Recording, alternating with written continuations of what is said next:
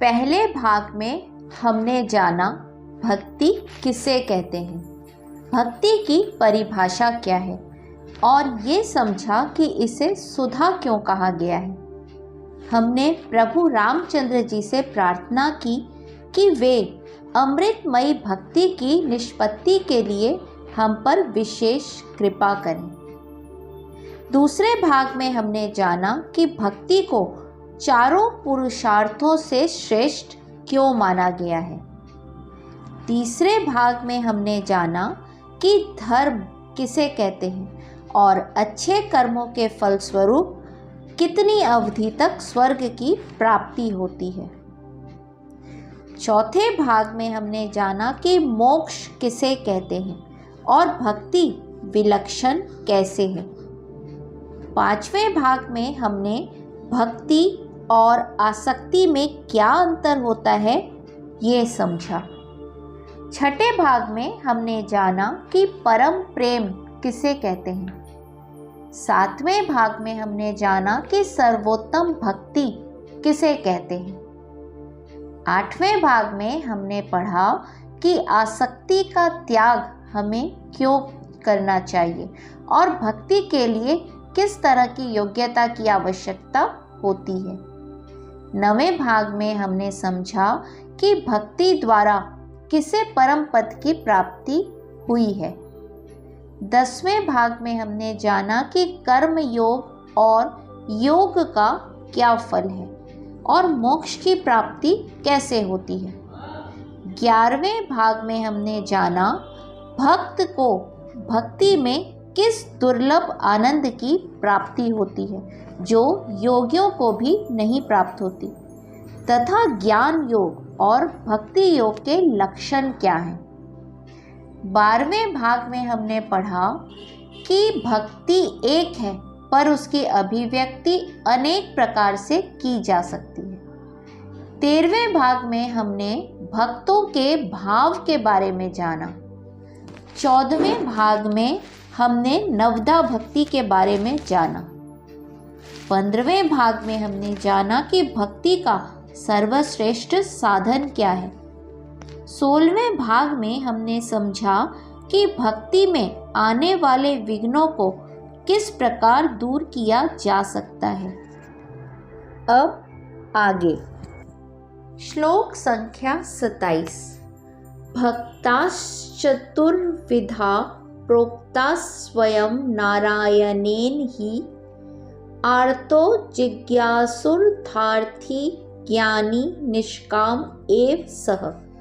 अर्थात स्वयं भगवान ने भगवत गीता में कहा है कि 4 प्रकार के भक्त होते हैं, आर्थ, जिज्ञासु, अर्थार्थी और ज्ञानी। भगवान ने स्वयं कहा है कि मेरे भक्त 4 प्रकार के हैं। 7वें अध्याय में अर्जुन को बताते हुए भगवान कहते हैं कि आर्थ वह है जो संकट से घिर गया हो और उससे बाहर निकलने का रास्ता न मिल रहा हो। जैसे हाथी को मगर ने पकड़ लिया और हाथी अपने को नहीं छुड़ा पा रहा था, तब उसने बहुत कातर होकर भगवान को पुकारते हुए कहा, प्रभु आप तो अब बचाइए मुझे। इसी प्रकार जब भक्त का अपना पुरुषार्थ थक जाए और वह रक्षा के लिए भगवान को कातर होकर पुकारे, उसे कहते हैं आर्त भक्त। जिज्ञासु भक्त वह होता है जिसे भगवान का स्वरूप जानने की उत्कट इच्छा होती है। अर्थार्थी वह है जो अर्थ के हेतु यानी धन संपत्ति सिद्धियां इस हेतु भगवान को पुकारता है। तो अर्थ के अंतर्गत आया धन संपत्ति सत्ता सिद्धियां, ये सब कुछ। उपर्युक्त तीनों प्रकार के भक्तों में भगवान से प्रेम तो है, किंतु किसी न किसी प्रकार की कामना भी है। यह एक दुख निवारण चाहता है, तो दूसरे को अज्ञान दूर करने की चाह है, तो तीसरे को अधिकाधिक भोग की लालसा है। चौथा भक्त है ज्ञानी भक्त। वह निष्काम होता है, पूर्ण है, किसी प्रकार की चाह नहीं रखता। वह भगवान की भक्ति किसी चीज को पाने के लिए नहीं करता। भगवान के प्रति उसका प्रेम बढ़ता रहे, बस इतना ही वह चाहता है। इन चारों प्रकार के भक्तों को दो वर्ग में रख सकते हैं, एक सकाम और दूसरे निष्काम।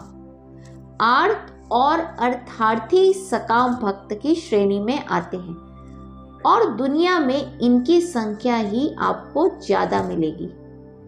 जिज्ञासु भक्त कम होते हैं और ज्ञानी भक्त तो बहुत ही कम होते हैं। कुछ लोग प्रश्न करते हैं कि आर्त और अर्थार्थी तो हम अपने अपने लोभ में, कामना से भगवान को याद कर रहे हैं, तो हम इन्हें भक्त क्यों माने? क्योंकि वे या तो दुख निवारण के लिए या पैसों की कामना के लिए, जिस भी किसी के लिए भगवान को पुकारते हैं। गीता में भगवान ने स्वयं इनको भक्त माना है। कम से कम वे भगवान के अस्तित्व को तो मानते हैं, भगवान को सर्वशक्तिमान तो मानते हैं, और यह भी मानते हैं कि भगवान ही हमारे दुख को खत्म करने में समर्थ हैं। उनमें इतना विश्वास तो है। दूसरी बात यह है कि यह जरूरी नहीं कि आर्त हमेशा आर्त बना रहे या अर्थार्थी हमेशा अर्थार्थी बना रहे। किसी दिन उनमें भगवत विषयक जिज्ञासा उत्पन्न हो भी सकती है और वह जिज्ञासु भी बन सकता है, और फिर जिज्ञासु से ज्ञानी भी बन सकता है।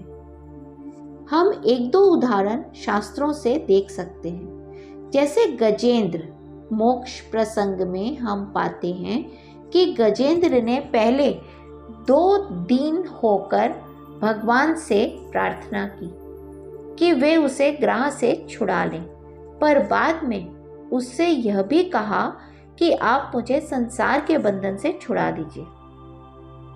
इसी प्रकार ध्रुव पहले अर्थार्थी थे।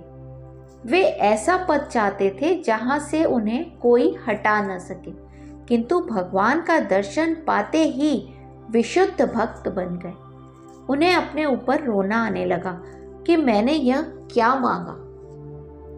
भक्त शुरू में आर्त हो, चाहे अर्थार्थी हो, चाहे जिज्ञासु हो, किंतु वह कम से कम भगवान के पास तो जा रहा है। इसलिए भगवान ने उन्हें भी भक्त की श्रेणी में रखा है। एक दिन ये ज्ञानी भी बन सकते हैं, ऐसी पूरी संभावना है। अगले श्लोक में हम ज्ञानी भक्त के संबंध में थोड़ा और विस्तार से चर्चा करेंगे। श्लोक संख्या 28। प्रियो हि ज्ञानिनो देवस्य च देवस्य वै प्रियः आत्मरूपम हरिम यद्वत् पश्येत ध्वज गद्यतः। अर्थात भगवान कहते हैं कि ज्ञानी भक्त मुझे अत्यंत प्रिय है। ज्ञानी को भी भगवान अत्यंत प्रिय होते हैं। ज्ञानी पुरुष पूरे जगत को भगवान की ही अभिव्यक्ति मानते हैं। भगवान ने कहा कि चारों प्रकार के भक्त अच्छे हैं, पर उनमें से ज्ञानी मुझे अत्यंत प्रिय है। ज्ञानी को भी भगवान अत्यंत प्रिय लगते हैं। निष्काम व्यक्ति सदैव सबको प्रिय होता है, क्योंकि वह सेवा करता है और बदले में कुछ नहीं मांगता। ज्ञानी भक्त हरि को इसलिए भी प्रिय हैं क्योंकि वह जिस प्रकार भगवान को आत्म रूप में देखता है, उसी प्रकार जगत को हरिमय देखता है। उसको अनुभव होता है कि भगवान मेरी आत्मा है और वही सबकी आत्मा है, इसलिए उसको सारा संसार प्रभुमय दिखता है। वेदांती हुआ तो कहेगा सब ब्रह्ममय है, राम भक्त होगा तो कहेगा राममय है, और कृष्ण भक्त होगा तो कहेगा सब कृष्णमय है।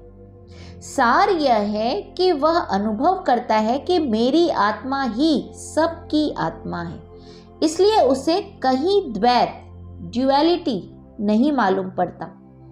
क्योंकि भेद नजर ही नहीं आता, और जब भेद ही नजर नहीं आएगा तो फिर उसके मन में किसी के प्रति स्पष्ट रूप से राग द्वेष भी नहीं रहेगा। इसी को श्रीमद् भागवत में उत्तम भक्त कहा गया है। गीता की भाषा में कहेंगे कि जो आत्मा को सब में देखता है और सब में आत्मा को देखता है, भगवान को सब में देखता है और सबको भगवान में देखता है, वही सबसे बड़ा योगी है। वह एकत्व भाव में रहता है और इसलिए सबसे प्रेम करता है। इस पूर्णानुभूति के कारण उसमें कोई कामना नहीं रहती, तो भगवान के लिए उसका जो प्रेम है वह भी निष्काम है। वह भगवान को सबसे प्रिय क्यों नहीं होगा? जरा विचार कीजिए।